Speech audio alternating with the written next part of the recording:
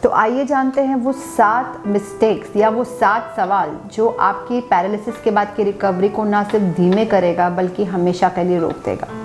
नमस्ते, मेरा नाम डॉक्टर नीरा वर्मा है।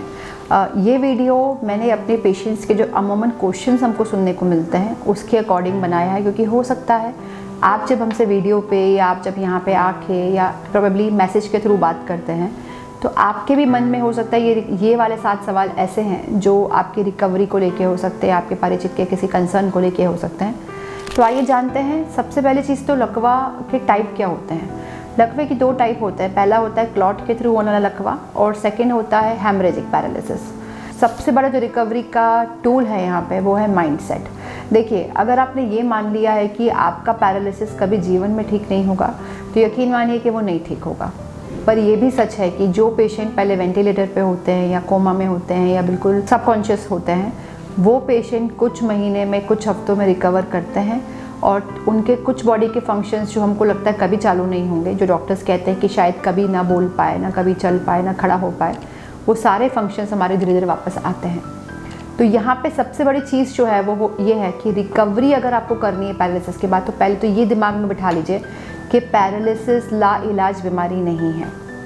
जहाँ आपने ये माइंडसेट को लेकर आया, आपका ब्रेन उस हिसाब से ही फंक्शन करने लग जाएगा। देखिए, ब्रेन एक कंप्यूटर सिस्टम है जिसमें आप जो फीड करेंगे वैसा ही वो उसको एनालाइज करेगा और वैसा ही एक्शन करेगा। अगर आपका माइंडसेट नेगेटिव है तो माइंडसेट का आउटपुट भी नेगेटिव ही होगा। अगर आपका माइंडसेट पॉजिटिव है तो आउटपुट भी पॉजिटिव ही होगा। बट फिर भी अगर आप सब कुछ कर रहे हैं, फिर भी ऐसा कुछ जो आपको रिकवरी में रोक रहा हो, तो आइए जानते हैं कॉमन 7 चीज़ों के बारे में जिसकी वजह से आपको लगता है कि आप ठीक नहीं हो पाएंगे या आपके मन में एक धारणा बैठ गई है कि मेरा जो लकवा है वो लाइलाज है। तो जो पहला क्वेश्चन है कि अगर आपको लेफ़्ट साइड का पैरालिसिस है तो क्या वो कभी ठीक नहीं होगा। बहुत सारे पेशेंट्स का ये सोचना होता है कि जो हमारा लेफ़्ट साइड होता है वो पहले से वीक होता है, तो अगर गलती से भी वहाँ पे लकवा हो गया तो आप कभी ठीक नहीं हो पाएंगे। तो ऐसा कुछ नहीं है। ईश्वर ने हमारी बॉडी को इक्वल पावर दिया है, चाहे आप राइट हैंडर हो चाहे आप लेफ़्ट हैंडर हो।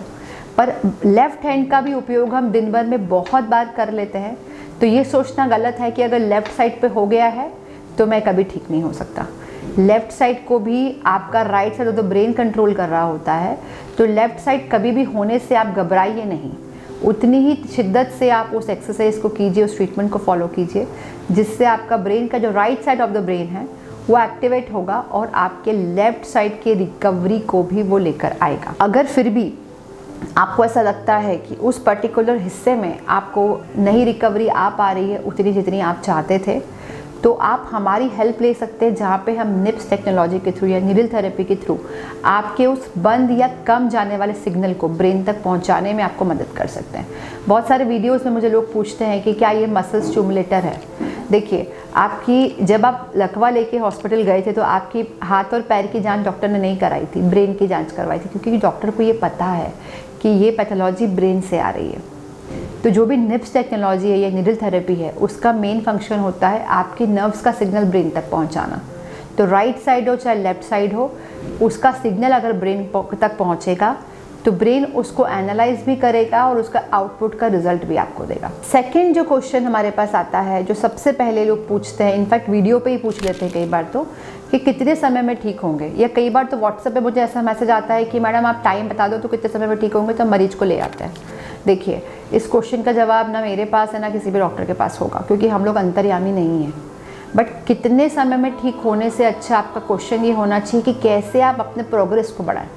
जब आप ये पूछेंगे तो आपके ब्रेन को एक रास्ता मिलेगा कि प्रोग्रेस को बढ़ाना है।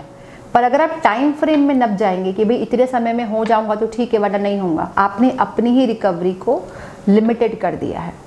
तो प्रोग्रेस कैसे बढ़ाई जाए, तो काफ़ी प्रकार की थेरेपीज़ आपको हेल्प कर सकती है। पहली जो मैं हमेशा बोलती हूँ वो होता है रिलैक्सेशन थेरेपी। रिलैक्स होकर जब आप सिग्नल देंगे तो ब्रेन फटाफट कैच करेगा। आप अपनी मेडिकेशन को साथ में लेंगे तो प्रेशर नहीं आएगा बॉडी के ऊपर। तीसरा, आप अपनी एक्टिविटीज़ को चालू रखेंगे तो आपकी मसल्स पे सूखापन और सिकुड़न नहीं आएगी।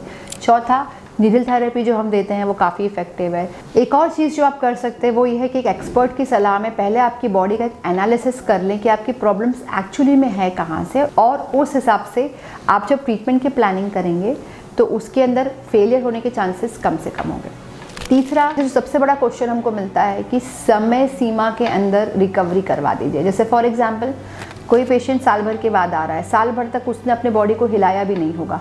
अब वो आके ये उम्मीद करेगा कि जैसे वो हमारे वीडियो में पेशेंट की रिकवरी देख रहा है, 1 हफ्ते में, 1 दिन में, 2 दिन में, 3 दिन में, उसको भी वही रिकवरी चाहिए। देखिए, कोई भी व्यक्ति जिसने अपनी बॉडी को नेग्लिजेंटली डील किया है या जिसने अपनी बॉडी को निगलेक्ट किया है, उसकी रिकवरी एक दूसरे व्यक्ति जिसने मेहनत करी है उससे कम होगी। पर कोई भी टाइम फ्रेम या कोई भी तरीका 2 व्यक्ति का सेम नहीं हो सकता है, क्योंकि ब्रेन के वो हिस्से जहाँ पे आपको लकवा आया है और उनको लकवा आया है वो भी सेम नहीं है। लकवे के बाद बहुत फैक्टर्स हैं जो हेल्प कर सकते हैं आपको आपकी रिकवरी को बांधने में। जैसे आपने कितनी मेहनत करी, आपने किस प्रकार से आपकी बॉडी का मेंटेनेंस किया, कैसी एक्सरसाइज आपने करी, कैसी डाइट आपने फॉलो करी, ये सारी चीज़ें मायने रखती है। तो टाइम फ्रेम में ट्रीटमेंट को मत बांधिए। आपकी बॉडी का टाइम फ्रेम अलग होगा, दूसरा व्यक्ति जो आप यहाँ पे देखेंगे या मेरे वीडियो में देखेंगे उसका टाइम फ्रेम अलग होगा। चौथा जो सबसे कॉमन मिस्टेक है वो होता है स्टिफनेस और स्पास्टिसिटी के लिए बोटॉक्स या बैकलॉफ या कोई भी टैबलेट का सहारा लेना।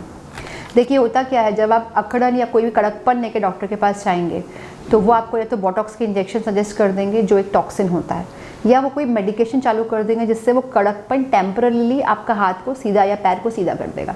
पर समझने वाली बात ये है कि वो मसल को मैनेज करने का ट्रीटमेंट है, वो ब्रेन के मेडिसिन नहीं है। तो जब आप मसल को मैनेज करेंगे तो वो एक टेम्पररी ऑप्शन है जो आपको लंबे समय तक भी लेना पड़ सकता है और वो बाकी के ऑर्गन जैसे किडनी वगैरह के लिए इफ़ेक्टिव नहीं है या उसके बहुत सारे साइड इफ़ेक्ट्स हैं। आपकी मसल ख़राब नहीं हुई है, आपका सिग्नल जो उस मसल पे जाना चाहिए वो ख़राब हुआ है। तो कोई भी प्रकार का शॉर्टकट लेने के लिए आप बिल्कुल रेडी ना हो, क्योंकि वो शॉर्टकट आपके दूसरे प्रॉब्लम्स को क्रिएट कर सकता है। छठा, एडिक्शन। अगर आप किसी भी प्रकार का धूम्रपान, अल्कोहल, तंबाकू या ड्रग्स का सेवन करते हैं जिसकी वजह से आपको अटैक आया है और आप अटैक आने के बाद भी वही सब चीज़ें करते हैं, तो यकीन मानिए आपको ईश्वर भी आके ठीक नहीं कर सकता। क्योंकि जब आप इन सब चीज़ों का सेवन कर रहे होते हैं तो जो आपके अच्छे सेल्स की बनने की प्रक्रिया है वो भी नहीं हो पाती है। आपका जो ब्रेन है वो अपने आप को हील एंड रिपेयर नहीं कर पाएगा अतिरिक्त टॉक्सिन्स की वजह से। उन टॉक्सिन्स के इकट्ठा होने की वजह से आपकी बॉडी में हमेशा सूजन और स्वेलिंग रहती है, स्पेशली ऑर्गन्स के अंदर। तो अगर आपको लकवा हो गया तो ऑलरेडी आपको डैमेज हो गया है, उस डैमेज के बाद अगर आप टॉक्सिन्स को भरते जाएंगे तो वो आपकी बॉडी के लिए काफ़ी हानिकारक है। और सातवां और सबसे इम्पॉर्टेंट पॉइंट, अगर आप किसी की निगरानी में थेरेपी ले रहे हैं, कोई थेरेपिस्ट आपके घर पे आ रहा है, क्योंकि डॉक्टर्स हर बार अवेलेबल नहीं होते हैं, तो याद रखिए वो थेरेपिस्ट में भी आपकी लाइफ को बना भी सकता है और बिगाड़ भी सकता है। क्यों ऐसा मैंने बोला? क्योंकि कई पेशेंट्स में हम देख रहे हैं कि इस प्रकार की थेरेपी करी गई, क्योंकि यूट्यूब पे आजकल सब कुछ अवेलेबल है। लोग यूट्यूब पे किसी का वीडियो देखेंगे और थेरेपी कराने बैठ जाएंगे। वो ये समझ नहीं पाते हैं कि लकवे के बाद जो बॉडी की कंडीशनिंग है वो करना बहुत ज़रूरी है। कई वीडियोस में हम आपको बताते हैं कि इतनी बुरी तरीके से मसल्स को स्ट्रेच किया गया कि मसल्स भी डैमेज हुई और हाथ और पैर टेढ़ा हो गया। तो अगर आपके पास कोई ऐसे थेरेपिस्ट है तो हमेशा किसी परिवार वाले की निगरानी में इस ट्रीटमेंट को किया जाए, किसी डॉक्टर की सलाह से किया जाए। पर अगर आपके पेशेंट को कुछ दर्द या सूजन या इस प्रकार की तकलीफ़ हो रही है थेरेपी से, तो हमेशा उस थेरेपिस्ट को रोकें, डॉक्टर की, एक्सपर्ट की सलाह लें और उसके बाद उस ट्रीटमेंट को या तो आप स्वयं करें या फिर किसी की मदद के थ्रू करें। इन 7 चीज़ों को अगर आप आपके रिकवरी प्रोसेस में डाल देते हैं तो यकीन मानिए आपकी रिकवरी ऑलमोस्ट 90 to 95% हो सकती है।